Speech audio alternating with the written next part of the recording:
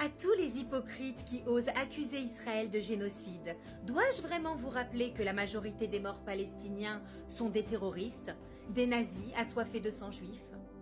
Dois-je vous rappeler que les hommes que nous combattons sont entrés chez nous, dans nos maisons, et ont massacré, violé, brûlé nos enfants de la façon la plus barbare et la plus inhumaine qui soit, et que s'ils en avaient demain l'occasion, ils le referaient sans la moindre hésitation? Dois-je vous rappeler les cris de joie d'une population civile gazaoui en liesse après les massacres du 7 octobre? Oui, je sais, vous en avez marre qu'on vous parle du 7 octobre. Ça vous dérange que l'on vous mette face à l'horrible vérité de ce qui s'est passé ce jour-là, quand vous préférez fermer les yeux. Sauf que pour nous, cette date est gravée au plus profond de chacun d'entre nous, toujours aussi douloureuse.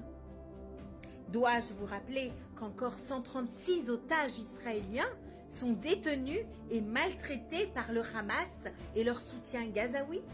Dois-je vous rappeler que du plus jeune au plus âgé, nos ennemis scandent notre destruction du matin au soir? Dois-je vous rappeler que parce que nous sommes l'armée la plus morale du monde et parce que malgré tout le mal que nous avons en face de nous, nous accordons de l'aide humanitaire?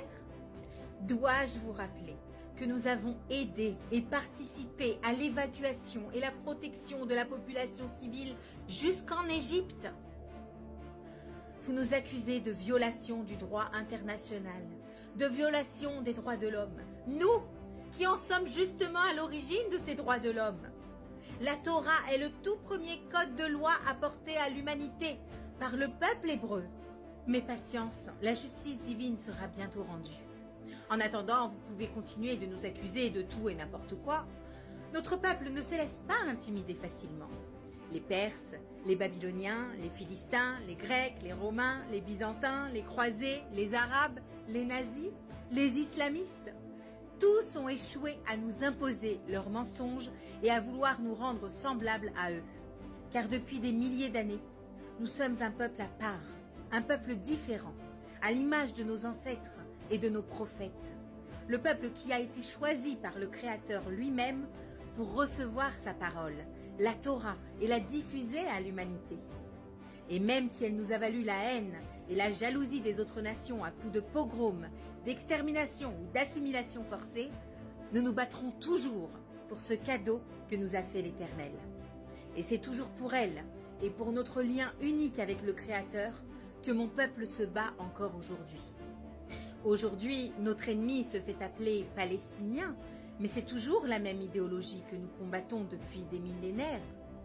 Et puisqu'il a encore et toujours du mal à comprendre qu'Hachem marche avec nous et que le serpent sera toujours voué à traîner dans la poussière, nous lui expliquerons une fois de plus de la seule façon qu'il comprenne, en lui brisant les crocs et en lui coupant la tête. Et tous ceux qui chercheront à le protéger se placeront eux-mêmes du côté des ennemis du peuple hébreu et des ennemis de l'Éternel.